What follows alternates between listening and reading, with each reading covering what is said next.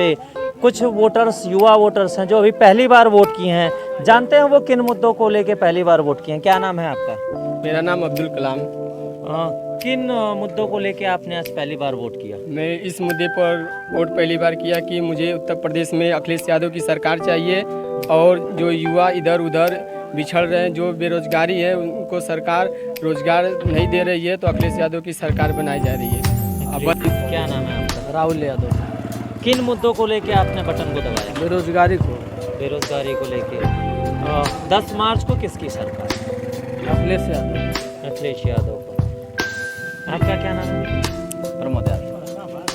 प्रमोद जी, जिस तरह से गठबंधन की इस बार सरकार है, गठबंधन से आपका जो प्रत्याशी है अब्बास अंसारी जी, तो क्या यादव बिरादरी छड़ी या साइकिल में अंतर समझ के कहीं गलत वोट तो नहीं किया? नहीं, सभी लोग जागरूक हैं, सभी लोग जान रहे हैं इस बार गलती नहीं करनी है। जनता इस सरकार से बहुत दुखी है, इसलिए जनता जो है हर बार की अपेक्षा इस बार बहुत सतर्क है, सजग है, इसलिए अपने चुनाव चिन्ह को बाकायदे पहचानती है, जानती है कि वो छड़ी और साइकिल में कोई अंतर नहीं। 10 मार्च को किसकी सरकार? अखिलेश यादव की सरकार, अखिलेश भैया की सरकार आ रही है, क्योंकि चिलम पे साइकिल भारी है। चिलम पे साइकिल भारी है जी।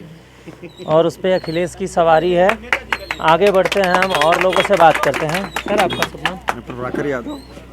प्रभाकर यादव जी, तीखा सवाल है। जी 2005 में जब दंगा हुआ था, जी तो अगर थाने में देखा जाए या फिर जो भी प्रशासन की जगह थी वहाँ देखा जाए तो अधिकतर आपको साइकिल और बल्टा ही दिखने को मिला। जो उस समय की यादव भाइयों का निर्मम तरीके से जो भी हो हत्या हुई थी, तो उस समय भी मुख्तार अंसारी थे।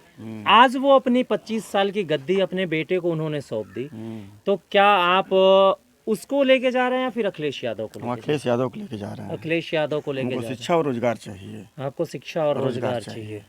पिछले 5 सालों में शिक्षा 5 और साल में रोजगार? पूरा शिक्षा का तहस नहस हो गया है, न कोई रोजगार मिला है न कोई शिक्षा मिली है 5 साल में। सदर विधानसभा में हमको लगता है कि गाजीपुर का बॉर्डर का ये गांव है, हाँ।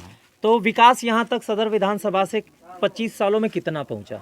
25 साल में देखिए, जब से भी विधायक जी यहाँ 25 साल से हैं, जो देहात में जितने भी ट्रांसफार्मर आपको दिखेंगे, लाइटें दिखेंगे, रोड दिखेंगे, सब विधायक जी की देन है।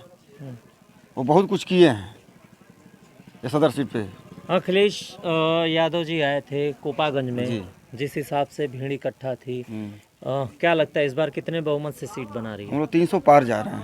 305 जा रहे हैं। सदर विधानसभा की चारों सीटों, मऊ विधानसभा की चारों सीटों में कितनी सीटें हम सपा लोग चारों जीत रही सीटें जीत रहे हैं और चारों जीत चुके सीटें हैं। जीत रहे हैं। चारों सीटें जीत रहे हैं, जीत चुके हैं। आते हैं हम और लोगों से बात करते हैं। आपका शुभ नाम? दीपक देवा।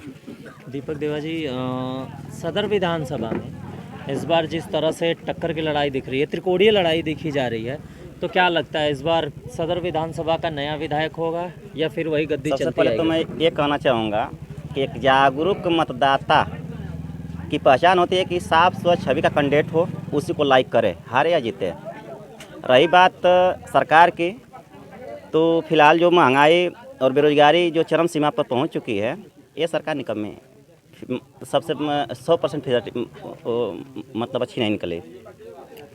आते हैं हमारे बीच एक दिव्यांग बंधु भी हैं, उनसे भी हम बात करते हैं।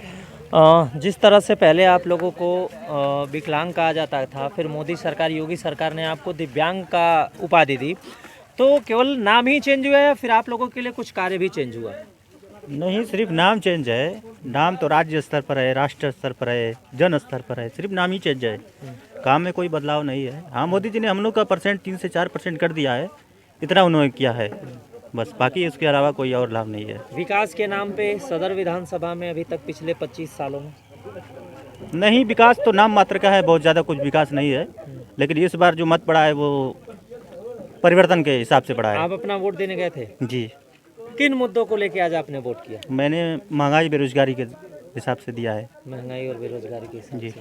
आते हैं हम कुछ अब बुजुर्ग वर्ग के लोगों से भी इस पे बात करते हैं, जो कि काफ़ी अनुभव होता है, हर विधानसभा के चुनाव को बड़ा नज़दीक से देखते हैं। इस विधानसभा के चुनाव को भी बड़ा नज़दीक से देखे होंगे। क्या नाम है चाचा जी? राजेंद्र। पिछले कई विधानसभा के चुनाव अब देखते आ रहे हैं, पिछले विधानसभाओं के चुनाव में और इस बार के विधानसभा के चुनाव में कुछ अंतर है या फिर वही सेम डर रहा है, जातिगत और राष्ट्रवाद और नहीं, जातिगत नहीं है, सब जनता नौजवान साथियों का साथ है। जितने नौजवान लड़के हैं, शिक्षित बेरोजगार हैं, सब जो त्रस्त हैं इस सरकार से, इस झूठी सरकार से। और आप मीडिया के साथी हैं, मैं दूध संघ का अध्यक्ष हूँ। अभी आप बोल रहे थे कि बल्टा वाले साथी मारे गए, अभी बोल रहे थे ना जी जी। और दंगे में। मैं दूध संघ का अध्यक्ष हूँ, जरा सूची बता दीजिए कि कहाँ कहाँ के मारे गए थे। ये सब भ्रमक प्रचार है। दक्षिण टोला का एक वीडियो, दक्षिण टोला थाने का एक वीडियो वायरल हुआ था, अभी कुछ दिन पहले ही हुआ था, जिसमें दिखाया जा रहा कि वहाँ बहुत सारी बल्टियाँ और बाल्टे पड़े हुए थे। बल्टे थे जैसे कि एकाएक आर्डर हो गया कि करपू का, तो दूध बेचने वाले जो गए वो डर के मारे जहाँ का छोड़कर वहीं भाग गए। यह हुआ कि अलर्ट कर देंगे तो जहाँ का सब लोग भाग जाएंगे। अभी मान लो डंडा कर दे, सब पुलिस मारना शुरू कर दे, सब भाग जाएंगे जहाँ हैं। तो बल्टा छोड़कर अपना भाग गए। मैं दूध संघ का अध्यक्ष हूँ, कोई बल्टा वाला नहीं मारा गया था। और जहाँ तक विकास की बात है तो विकास अखिलेश जी करेंगे और सब अखिलेश जी के दीवाने हैं और उन्हीं के नाम पर हम लोग सब वोट दे रहे हैं। सदर विधानसभा से पहली बार अपने पिता की गद्दी पे विराजमान होने के लिए अब्बास अंसारी ने छड़ी का हाथ पकड़ा हुआ है। अब्बास अंसारी एक नौजवान आदमी है और बहादुर साथी है, राष्ट्रीय शूटर भी है, निशानेबाज भी है। इसलिए हम लोग उसको दे रहे हैं और अखिलेश जी का साथ भी है और विकास करने के लिए दे रहे हैं। अब विकास करेंगे, उसके बातों से लग रहा है कि नौजवान है, नौजवान का साथ देगा।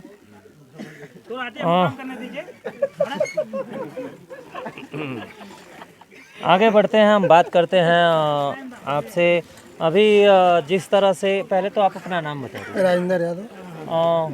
6-7 दिन पहले एक वीडियो वायरल हुआ, आपके पास भी आया होगा, जिसमें अब्बास अंसारी बोलते हुए नजर आ रहे हैं कि 6 महीने तक किसी का भी ट्रांसफ़र नहीं होगा, अखिलेश भैया से बोल के हैं। इसका क्या तात्पर्य है? इसका तत्व है कि जब फाटक से आप निकलते हैं, बंधा पे जाते हैं, तो जिसके नाम पर बुलडोजर चढ़ का मकान ध्वस्त हुआ है, उस पर अब्बास अंसारी ने बोले थे कि इसका हिसाब लिया जाए।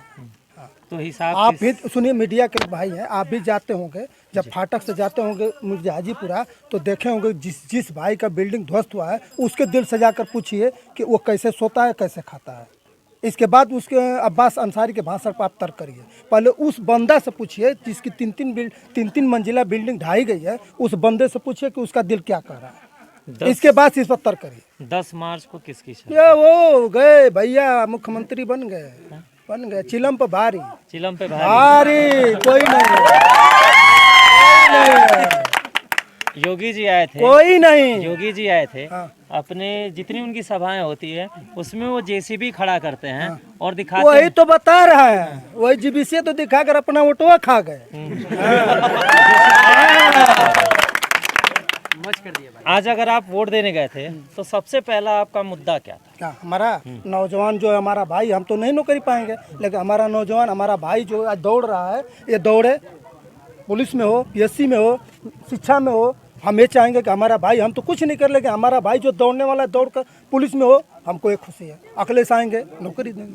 अखिलेश यादव जी का जो इस बार है वो गठबंधन है सुभाष। अब सुनिए ना, ज़्यादा मत, मैं कह रहा हूँ आपके जोगी बाबा 5 साल अखिलेश यादव मुख्यमंत्री नहीं थे, उनका फीता काटते काटते उनकी कैंची फेल हो गई।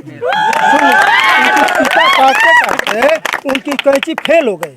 अब फिर भैया भी आएंगे तभी विकास बढ़ेगा, इनकी बस की बात नहीं।